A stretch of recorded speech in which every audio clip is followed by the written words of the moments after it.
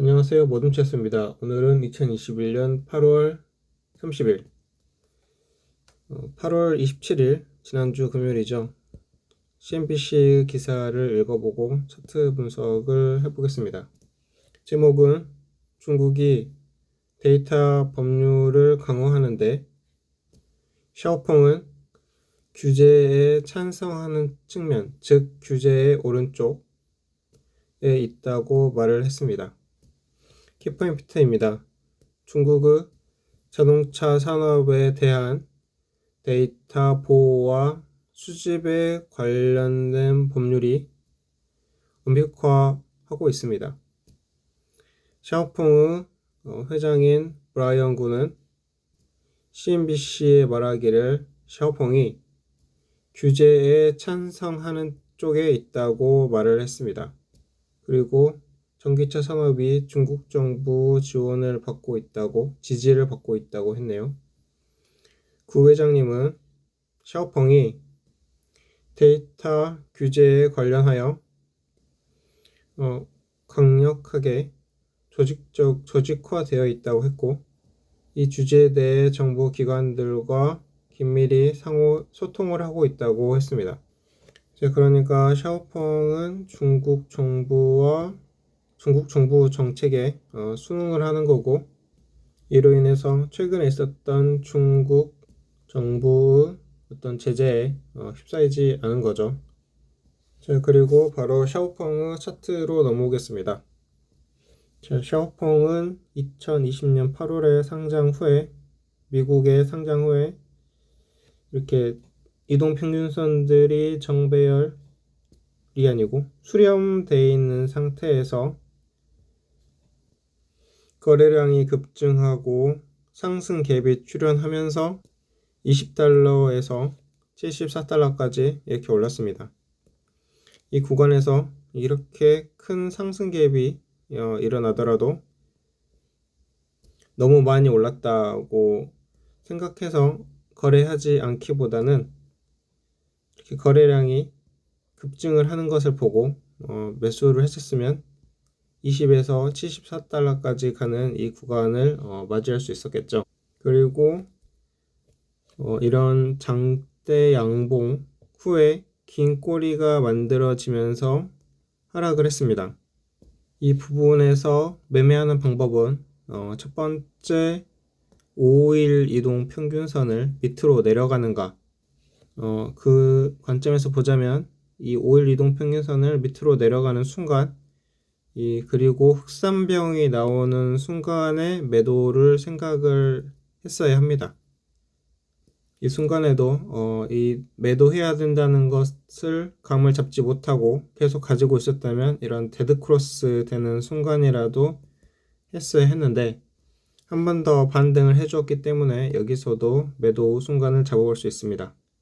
그렇지만 이렇게 완전히 5일 이동 평균선이 20일과 60일을 꺾고 내려가는 순간에는 완전히 매도를 했었어야죠. 제가 지금 주봉으로 차트를 보고 있는데, 주봉으로 보면 여기는 M자라는 것을 볼 수가 있습니다. 자, M자에서의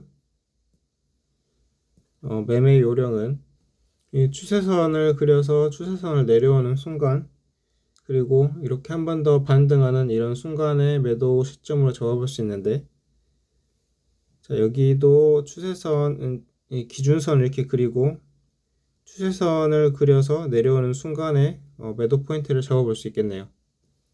그리고 이렇게 역배열로 된 이런 상황에서는 싸다고 매수를 하면 안 됩니다. 그리고 지금 이 이중 바닥형의 패턴을 볼 수 있는데요. 이중 바닥형에서는 추세선을 그려서 추세선을 상향 돌파하는 이 순간을 매수 시점으로 잡는 겁니다. 그렇다면 주가가 28 정도에서 43까지 올라갈 수 있는 구간이었네요. 그리고 이쪽 부분에서 기울기를 통해서 매수 매도 방법을 알아보면, 기울기가 일단 45도 이상으로 기울어지면, 가팔라지면 매도 준비를 하고 있어야 합니다. 그런데 2020년 11월부터 이제 바로 급격하게 올라간 거죠. 그래서 여기서는 많이 올라갔다고, 가팔렸다고, 위험하다고 안 들어가고 관망하는 게 아니고 이 거래량을 보면서, 그리고 기울기가 어디까지 가는지를 보면서 이제 매도를 생각해야 한다. 그거를 볼 수 있고, 또 여기서 보면은 이렇게 V자 바닥형도 그려볼 수가 있어요. V자 바닥형. V자 바닥형에서 매수 시점 언제입니까? 자, 여기가 하락 추세선이고, 그 다음에 상승 추세선이라고 한다면 이 밑에서 매수를 해야 되는데, 사실 이 밑에서 매수하기가 쉽지 않잖아요. 언제까지가 바닥인지 모르니까. 그렇다면 이 위에 올라오는 이 부분, 그러니까 올라오는 이 부분을 기준선을 잡아서 올라갈 때 매수를 하면 된다. 최근에 중국 관련 기업들은 중국 리스크, 또 중국 정부에 반하는 발언을 한 기업들에게는 무시무시한 칼을 댔었는데요. 이렇게 샤오펑, 방금 봤던 CNBC 기사에서처럼 샤오펑이 이렇게 정부에 친화적인 발언을 하고 이제 그러면 이렇게 쭉 올라가는 이런 상황도 있다. 그렇기 때문에 무조건 중국 기업이라고 배제하는 것은 좀 생각해 봐야 하지 않을까라고 보고 있고요. 그리고 지금 최근에 와서 어떤 모양이 그려졌냐면, 자, 상승 삼각형이 그려졌습니다. 상승 삼각형. 이 상승 삼각형에서는 이제 이렇게 그려볼 수가 있는데, 이 위에 저항선을 넘어가는 순간 여기를 매수 시점으로 잡아볼 수가 있습니다. 그래서 지금 이 상승 삼각형을 그렸을 때 아직 넘어가지 않은 거죠. 지금은 그냥 단지 여기서 박스권 횡보를 하고 있는 중이에요. 지금 박스권 횡보를 하고 있으니까 만약에 횡보를 뚫고 위로 올라간다면 이 길이만큼 여기도 또 올라간다는, 그렇게 추측을 해볼 수 있는 거죠. 여기도 이만큼 올라왔잖아요. 그러니까 횡보한 길이만큼 위로 또 올라갈 수 있다. 한마디로 박스권 상승 돌파 시 매수. 그리고 최근에는 적산병이 만들어지고 또 음봉 하나 나왔는데, 이 음봉 하나 나왔지만 이렇게 올라갈지, 아니면 적산병이 나왔다가 음봉이 나오면서 또 밑으로 하락할지는 두고 봐야겠습니다. 자, MACD나 MACD 오실레이터, 그 다음 스토캐스틱을 보면은 MACD에서는 지금 골든 크로스가 나왔고 추가 상승할 것이다. 그리고 하락 진동에서 상승 진동으로 바뀌었는데, 이 부분에서 이렇게 위로 올라갈지 아니면 잠깐 올라왔다 또 내려갈지에 대해서는 앞으로 봐야겠는데, 스토캐스틱도 골든 크로스가 일어났기 때문에 제 생각에는 앞으로 좀 더 상승을 이렇게 하지 않을까라고 추측도 해보고요. 그런데 일목균형표를 보면은 현재 음운으로 되어 있고, 그 다음에 기준선, 이 초록색 기준선이 밑으로 가고 있기 때문에 약세 국면으로 볼 수 있습니다.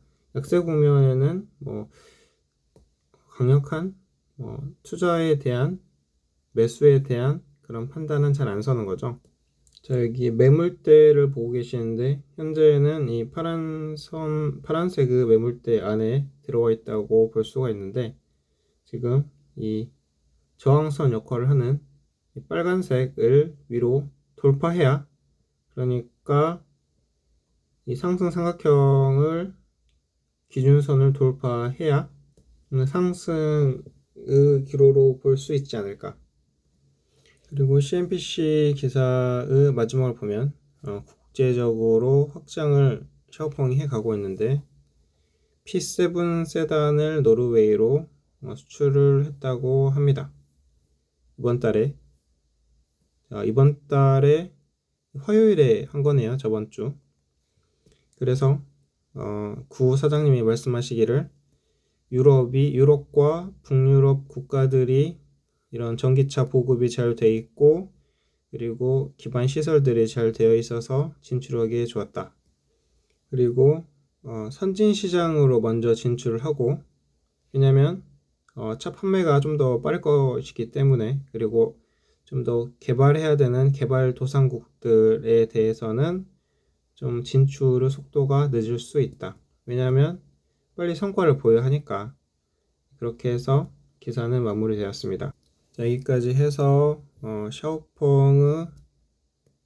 샤오펑에 대한 기사를 읽어봤고, 그 기사의 요점은 샤오펑이 중국 정부의 친화적이다. 그리고 협력을 한다. 그래서 중국 정부에 반하지 않기 때문에 주가도 올라가는 모습을 보였었고, 주가에서 상승한다고 볼 수 있는 구간은 이 상승 삼각형을 상향 돌파하는, 이 기준선을 상향 돌파하는 순간이 좀 더 오를 수 있을 것 같다.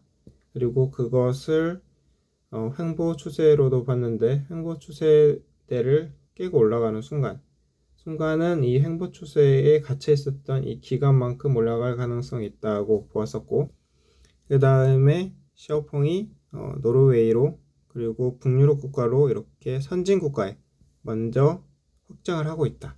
중국 외에도 확장을 하고 있다는 것을 보았습니다. 자, 제 영상은 투자에 참고만 하시길 바라면서 여기까지 모둠채소의 방송은 마치겠습니다. 감사합니다.